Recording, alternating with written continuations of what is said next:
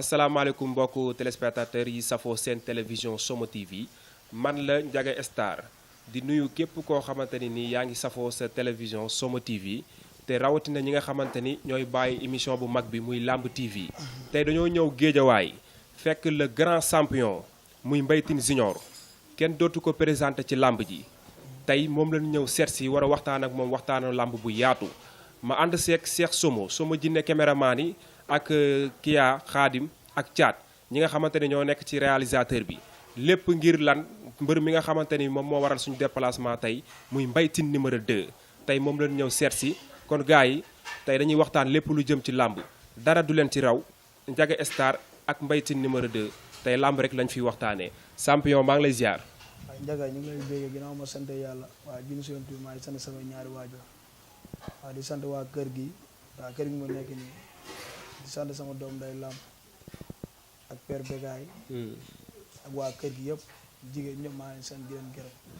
waaw di sant sama gars yi ak waa koñ bi géej waay gépp bàyyi ma kenn dëgg la waaw di sant képp koo xamante ni yaa ngi may jàppale maa ngi lay sant di la gërëm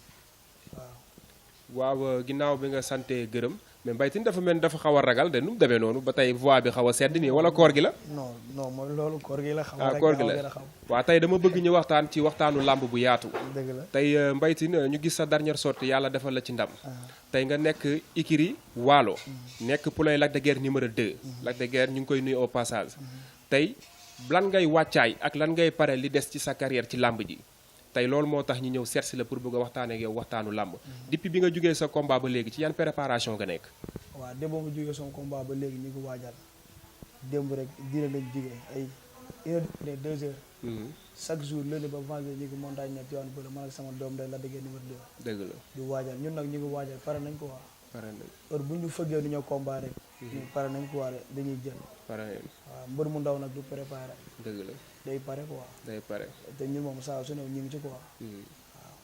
parce que temps est passé daje nañ stade Iba Mar man ak yow. ma dégg soo waxee rek daal di laaj ku mel ni Bulldozer. dafa mel ni Mbaye Tine dafa am benn excès de confiance bu nekk si moom ba tax muy fekk ñi nga xamante ni tey sa moroom yu bëri dañ leen fi bàyyi. ñi nekk ay piment wu làmb nga leen di laaj. loolu si entraînement nga ko teg wala Lac de Guiers dafa am lu mu lay sol lu bees loo xamante ni moo tax nga am sañ-sañ boobu. waaw Bulldozer boo gisee ma koy laaj maa ngi moom combat la sama morom la.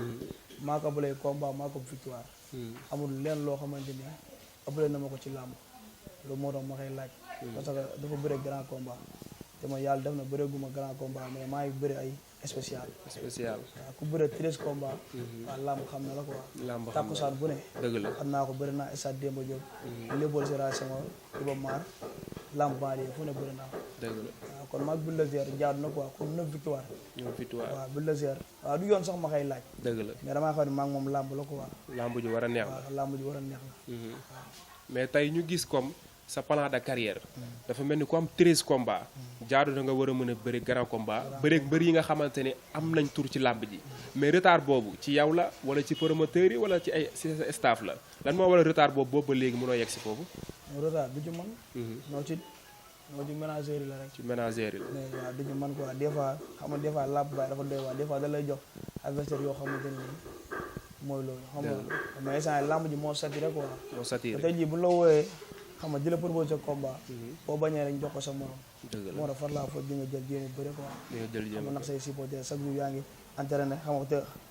xam nga foo tourné gars yi. ñu ngi naan mbër ana combat ana combat. ana combat waaw loolu moo tax quoi mais man booy bi même ki ma mujjee bëral ni sax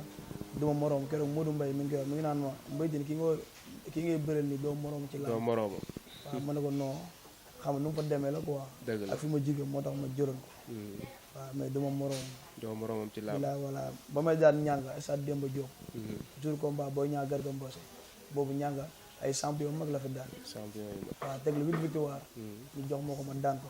jour combat booy ñaa Garga Mbossé ñoo bëri 8e combat. dëgg la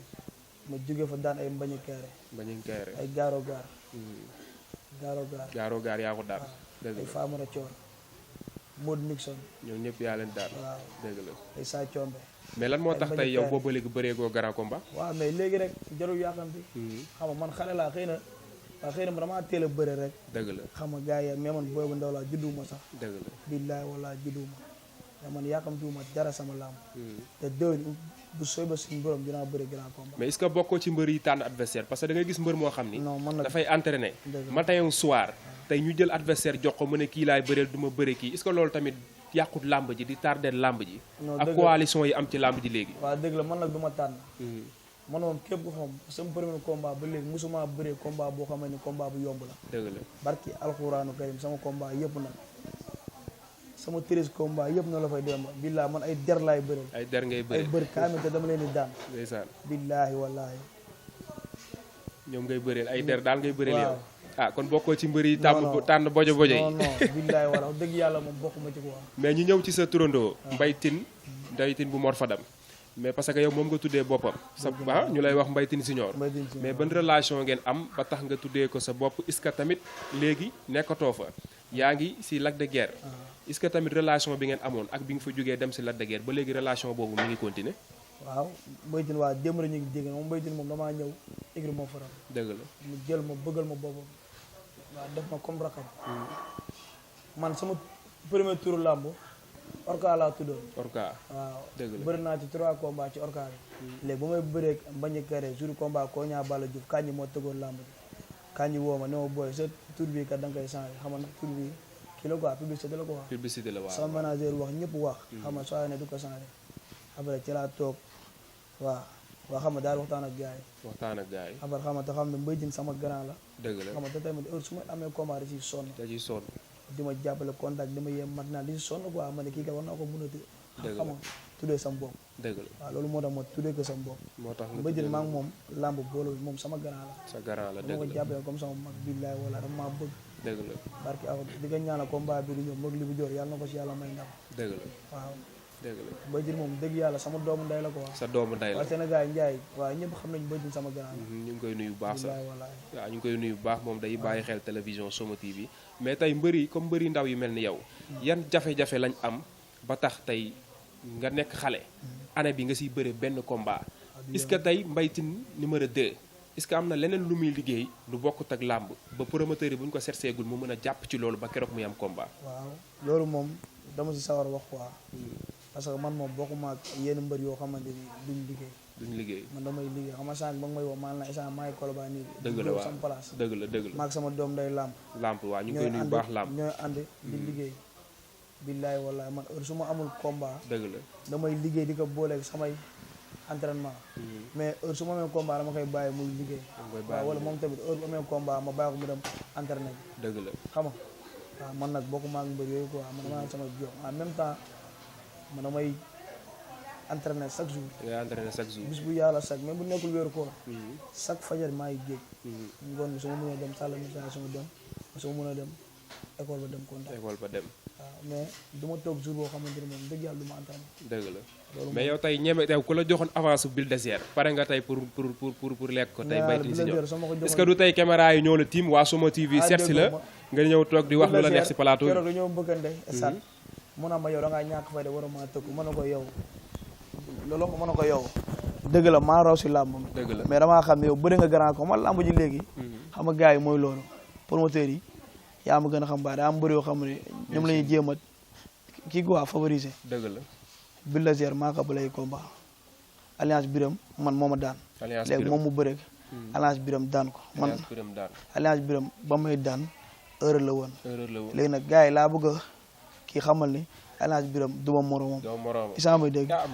heure non déglu ma rek non déglu ma heure foofu dañ fay taxaw non combat boobu moom maa moom bëri nañ affaire de focus jeunesse non maa moom bëri na 10 minutes 10 minutes lañ bëri mi-temps deuxième mi-temps bi si laa ñëw naagu yaakaar ne kii mënuma daan ci bëre dëgg la après mu nax ma daal di may kal mu nax la daan la ma dóor fees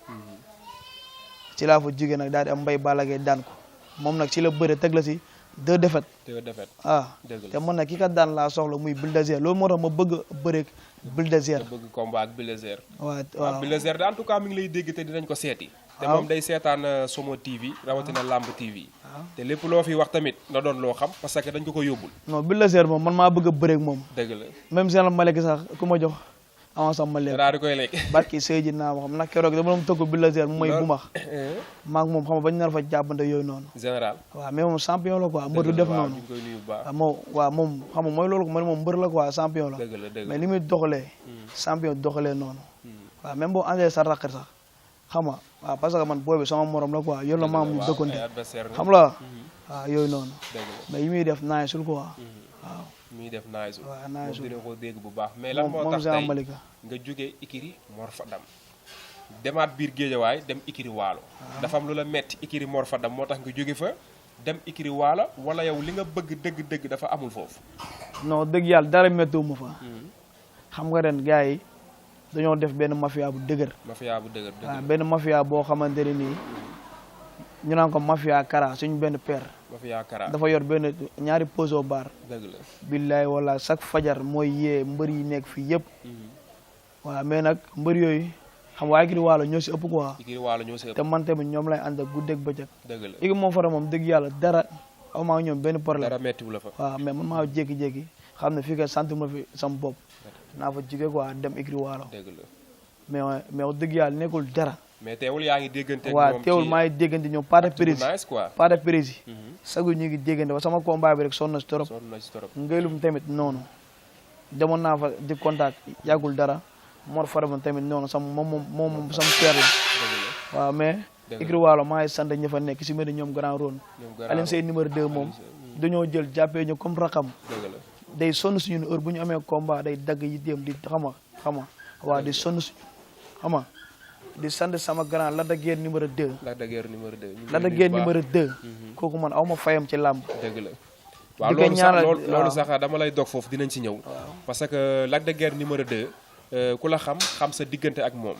ñun lu ñuy déggante lu si bëri da nga may wax ci moom tamit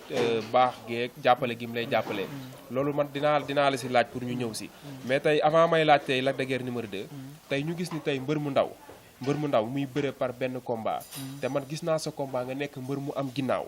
mbër moo xamante ni nii tey bu jógee waa Géejawaay yëpp daal di jóg xam nga làmb di la bàyyi xel léegi lan moo waral yow chaque année rek nga war a mën a bëre benn combat mais waaw man nag année bi passe laa bëre benn combat ak saison bii nii waaw te bii sax jeexagul parce que Assane Ndiaye bëggoon na ma dugal jour combat double moteur beeg fëgg la Assane Ndiaye waaw mais ay booy yu bëri da leen woo di leen jox sama avance ñuy delloo avance waaw ñuy delloo quoi que si mel ni jëru sax may lim tur mais booy yu bëri da leen jox sama avance ñu koy jox xam ne man sama combat du yomb dëgg la mbaytin moom ba mee combat da mais est-ce que combat bi tamit yàquwoo si yow mbaytin non yàqul si man yàquwul ci yow non billaay yàqul si man Seer Diaw xam na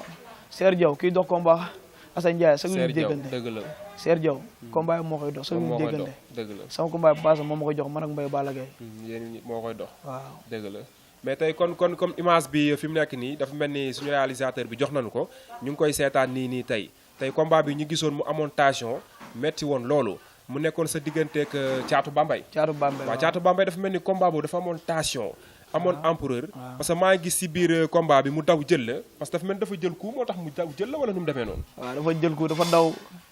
maanaam xeex bi la daw quoi xeex bi la daw waaw te moom Caatu Bambay dama ko fekk dëkkam damaa jóge fii Dakar dem ba Bambay kon Bambay nga ko daane Bambay laa ko daane dëkkam stade Bambay taax fa laa ko daane damaa jóge fii dem ba dëkkam maa ngi ñu bëre grand combat dëgg la signature beeg yow mënu ma woon boo ñëwee dinaa la dalal duma la daan la loolu la waxoon waaw ma ne ko bu soobee suñu borom su ma ñëwee Bambay dinaa la duma dinaa ko daan te nu ma ko waxee noonu laa ko defee dëgg la parce que man dama gis technique bi nga xamante ni moom nga ko daanee parce que bi mu lay daw jël gis naa sa loxo droite bi daw dugg ci pokotaan bi nga mel ni ku xaw a def benn geste arrière bu ndaw xaw ko fàqat yooyu mu ñëw dafa mel dafa teg dënd bi dafa teg dënd bi waaw dama ko fàqat wër ko ndomba téye si loxo bi waaw peese ko mu dóor bopp beeg lii peese ko mu dóor bopp ba ko fa dem waaw loolu technique la waaw parce que mbër da nga war di jàng xeex jàng aussi bëre parce que man bi ma gisee si combat boobu dafa mel ni entraîné woon nga sato lu bëree loolu dëgg la moom contact laa ci gën a def contact nga ci gën a def jooju waa din contact waaw parce que damaa jógee si woon si alliance bi ma jógee woon ci defet nga jógoon xam nga wax ji bëri quoi da nga andiwaale woon mer ci combat bi waaw loolu moo tax ma lëlu dëgg la ma lëlu dem Tivaouane Peulh sama benn gaal a gaan loolu fa di fa internet chaque fajar dëgg la si dini foofu di contact waajal combat bi quoi waaw waajal combat bi xam nga waaw moo tax ba ma ñëwee ba Bambay ba mu sumee ko ñëpp xam nañ kii maa ko ëpp doole yaa ko ëpp doole waaw xam la mais moom nag champion la parce que bëri na fii Iba Mar Dakar fii bëri na 6 combats 6 victoires 6 combats 6 victoires waaw te man dëkkam laa ko fekk daan ko kon yaa ko njëkk a jox defet waaw maa ko njëkk a jox defet ci làmb dëgg la mais tey comme yéen mbëri ndaw yi est-ce que yéen seen jàppale demee na noonu autorités yi ñu ngi leen di jàppale comme ci seen mobilisation comme ku mel ne yow nga xam ne dañoo bëri mbooloo car macha allah est-ce que ñu ngi leen di jàppale ci ticket ci tiset yi ci mobiliser bi fii ci côté Guédiawaye waaw loolu nag dinaa sawar a wax quoi parce que fi Guédiawaye doon fi bët dafa métti quoi dafa metti doucement fi ñu dëkk nii Gunaas fii nii Gunaas ñun moom xam nga suñu jàppale demeewul noonu quoi mais ñun ñooy xam nga dëgg di la jaayante quoi yéen a koy jaayante barki Seydina ma xam wala suñu booy si ba teeri nii war na alxuraan ko ñu ñooy dajale benn sombi nii xam nga ñëw jënd xam nga ay bologu billet séddoo ko seen biir waaw mais fii xam nga mais fii da nga am combat sax gaan dem si maire mooy loolu gaan dëgg la barki sëñ ba ay 20 000 la lay joxe ki mi ngi lay dégg affaire yooyu noonu xamante loolu du yoon quoi ñun ay doomu Guédiawaye lañ ay doomu Gunaas dëgg la bu ñu amee combat dañoo war a jàppale parce que lamb ji léegi jàppale la booy ngay gis ñuy dégg fii ay arafage booy jàppale lañ am rek mais booy daa ko ñuy bëri bu ñuy doole jàppale kese lamb jàppale la waaw te instant bi nag ñu ngi ci quoi waaw ñu ngi ci bu baax xam nga ñoom tey dañuy seetaan Somo TV tey est-ce que doo leen lancer appel pour boo amatee combat ñi ñëw di si taxaw di si jàpp parce que làmb facteur de développement la ku nekk daf ciy gis boppam te mbëri nga xamante ni ñooy comme Mbaye Tine Junior mi mënoon nañ def leneen mais tey dañoo bàyyi lépp opté làmb boole ko ak seen liggéey kon yoon la autorité yi nekk Géejawaay ñëw di leen jàppale waaw mooy yoon boo waxee ñoom dañ lay dëgg te gëm naa ne sa prochain combat dañ siy jàpp bu baax a baax ki ci mel ni grand Moussa Fall grand Moussa kooku mu da siy jàpp Moussa Fall bu Sa Thiès dëgg la kooku da siy jàpp daf si jàpp ak seen benn grand maaj kooku moom dama bëggal boppam di ma jàppale ak jabaram bëggee mook Mbaye di fa ñoo bokk ndey ak baay Somo TV kooku man kooku dama may jàppale grand maaj maa ngay sant ak gërëm grand maaj dëgg la waaw léegi tey ñu ñëw sa digganteeg Lac de Guiers numéro 2 waaw tey Mbaye Tine dafa mel ni koor gi dalaa jàpp yëkkatil wala da ngaa ragal naa la xamal leen de waaw instant bii nii su ma dee combat di nga xam ne kii beneen Mbaye Tine la déedéet kay barki Sëñ Touba Mbacke ne instant Lac de Guiers numéro 2 moo ne sama ginnaaw Lac de Guiers numéro 2 mais damay ñëw foofu sa digganteeg Lac de Guiers 2 lan la parce que li ñuy déggante lu bëri damay dégg ngay wax jàppale gi mu lay jàppale ak rakk gi mu la def tamit def la doom aussi lan moo nekk sa digganteeg Lac de Guiers 2 ba mu ritax neexee noonu waaw Lac de Guiers numéro 2 moom ma gis bëggal ma boppam dëgg la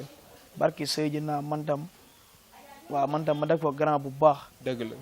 mun naa ne sax instant bi moom mooy loolu quoi sam père la sama lépp la Lac de Guiers numéro 2 sa lépp la barki Sëñ Touba ndax parce que day sonn si man dëgg la chaque une heure du matin fii lay gaari otoom billaahi wallaahi woo ma orga foo ne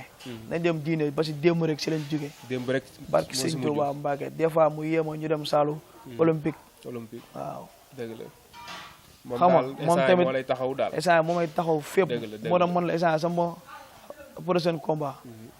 waaw incha allah dina wuteeg sama yeneen combat quoi yi passé nii waaw Lac de Guiers numéro 2 maa ngi koy ñaanal si combat bi mu jëm combat bi dëgg la diggante moom Boy Niang yàlla na ko si yàlla may ndam lu seddu guy dëgg la billaahi wallaahi Lac de Guiers numéro 2 grand bu ñàkk ñaan la mi ngi koy déglu barki alxuraanu karim li ma wax na sama xol laa ko tibbee quoi dëgg la maa ngi koy ñaanal barki seen yéene bu mu am ci man waaw yàlla na ko suñu borom mottali quoi dëgg la waaw combat mook Boy Niang Boy Niang dina xam lépp dëgg la billaahi wallaahi yaa ngi sot de non mooy loolu Boy Niang kay doom de dina xam lépp dëgg la moom Boy Niang daa baax rek di mboolu nii rek mais moo la gën a xam mook Lac de Guiers 2 ñu tëj leen si biir néeg du am rëpp dëgg la bokkuñ sax bokkuñu ñoom ñaar duñ loolu benn daal nga foog yow Lac de Guiers 2 poids lourd moom kese moo sam benn defet dëgg la poids lourd yëpp moom kese moo sam benn defet ñu ngi koy nuyu bu baax Lac de Guiers numéro 2 ñu ngi koy nuyoo passage moom tamit kuy bàyyi xel Somo TV la Somo TV la da koy bàyyi xel bu baax dëgg la waaw mais tey lan nga gis tey Somo TV xam nga ñëw ba sa kër Mbaye Tine ñëw jël si la bàyyi mbëri bari ñëw taamu Mbaye Tine numéro 2 ñëw jël si la loolu tey yow lan nga si war a mën a wax te ñu ànd seeg suñu jinne caméraman bi nga xam ne mooy Cheikh Somo loolu tey lan nga si war a mën a wax aussi tamit lan ngay lancer appel pour mbëri yi nga xamante ne ñi ngi lay seetaan ak lan lañ war a def pour liggéey ko ak Somo TV waaw Somo TV di leen ñaanal seen site bi mu dem ba romb 2STV amiin amiin ba Sen TV amiin di wax ni mbëri nag muy mbëri ndaw yeeg mbëri mag yi dëgg la waaw nañ abonné Somo TV dëgg la Somo TV guddi gi mooy bomb soo demee wax ko Lac de Guiers numéro 2 loolu nga woon daal su ma demee léegi naa ko mbër dëgg la ñu naan ko mbër nuyul ñu ko bu Somo baax TV moom laa bëgg nga def ak ñoom benn interview dëgg la waaw bëgg waaw dinaa ci dox nag incha allah loolu dañ ciy sawar mbër moom borom baax la te amul benn problème dëgg la dëgg yàlla moom xam nga gars yi ñooy wax rek dëgg la mais Lac de Guiers 2 ku ñàkk ki ñaan la te champion la te incha allah le 13 juillet gars yi dañu xam du morom Boy Niang dañu xam du morom Boy Niang billaay walaay fii laa la ko waxee nag dëgg la waaw kon mbokku téléspectateurs yi yéen a ko gisandoo tey ñi ngi ak Mbaye Tine numéro 2 ci émission Lamb TV di daw ci Somo TV xam naa tey dañuy ànd ak suñu jinne caméraman bi muy Cheikh Somo ñi dem rési daal di ñëwaat dellu si plateau bi ñu continuer suñu question ak Mbaye Tine numéro 2 lépp lu jëm ci làmb tey fii lañ koy faram-fàccee mu leeree naañ ci Somo TV kon gars yi ñi dem rési ñëwaat.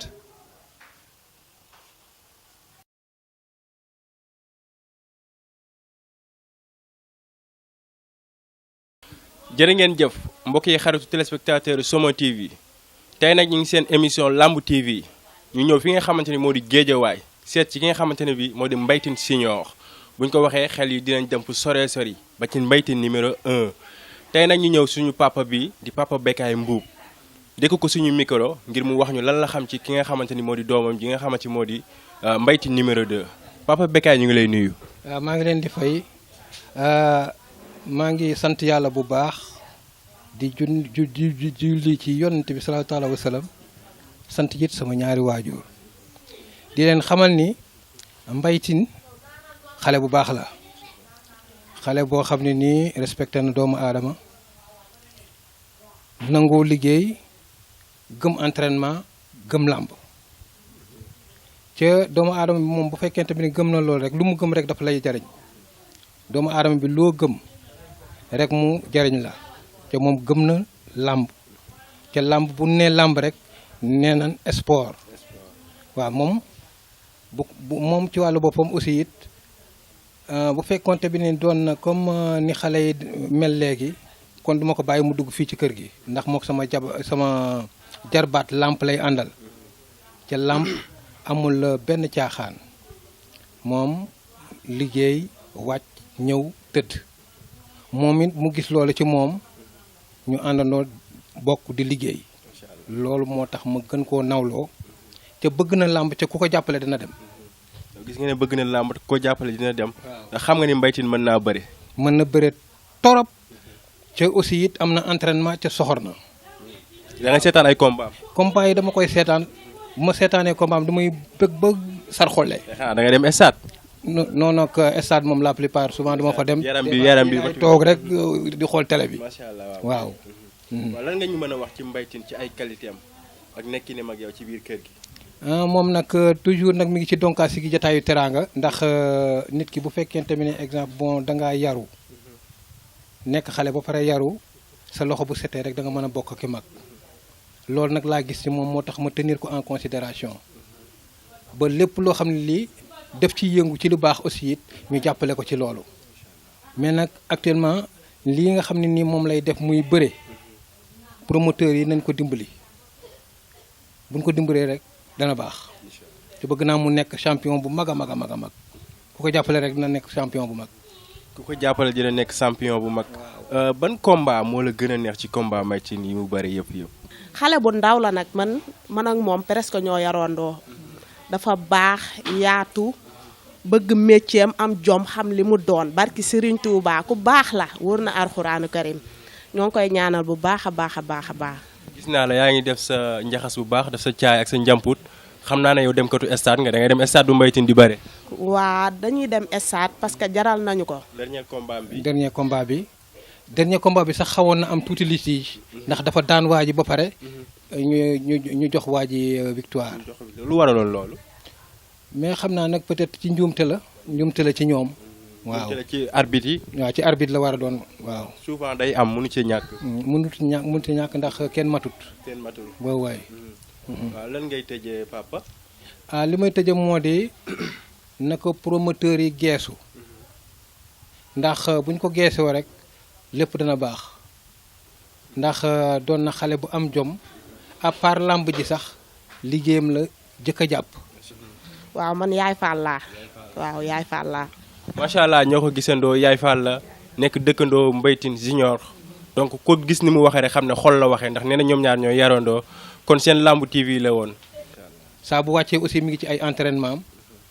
ci daal gëm na làmb daal. waaw loolu mu gëm nag yal na ko jariñ ci barakatu rasulullah sallallahu alayhi wa sallam. te yéen ci seen wàllu bopp aussi it Somo TV yéen gàcce ngaalaama maa ngi leen di ñaanal seen télé bi ñu dégg leen fu ne. amiin amiin waaw yàlla ubbil leen buntu xéewal teggi tiiseeg naqar yeeg jafe-jafe yi buntu xéewal yi saawaan baawaan ñëpp xaj amiin yàlla dégg te dana baax amiin incha allah amiin papa kontaan naa ci yéen trop nag jërëjëf jërëjëf papa kontaan nañ ci yow kontaan bu baax a baax waa jërë ngeen jëf mbokk yi xaritu téléspectateur Somo TV yi ñoo ko déggandoo témoignage yi tey nag ñu ngi fii nga xamante ni moo di Géejawaay comme ni ma leen ko waxee sànq rek ci Lamb TV xam naa ne nag tey moom suñu ndogu war na neex ndax li ma seen foofu muy xeeñ ak ginaar yi ma seen ñu di ko njoñ Somo TV tey nar nañoo ndogu ba jaaxaan du ma def dara nag lu delloo sama naataangu ki nga xamante moo di Ndiaga Star mu wéer émission bi